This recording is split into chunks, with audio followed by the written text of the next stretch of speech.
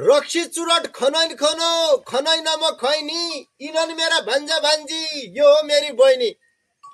यो दुत्ते लेखा भन्नु पर्यो माइत आएकी हो भान्जा भान्जी कहाँ छन् भनेपछि एक दुई गाई जसा तय बाहेक अर्कासित नचिने एक दुई गाई भन्ने कि दोछडे भोसो भन्ने मामासित आया दिनपछि यक फिटोलाई काखमा नआएर 4-5 दिन हो गया यतिखा अब चौचौ खनाइ निउति भनेर कहाँ छन् भनेपछि गाला तिखार तिखार बेर उन्नारेन चौचौ खनाइ निउति घरको नाच खापो नान घरमा पाकेको अन्न खा भनेपछि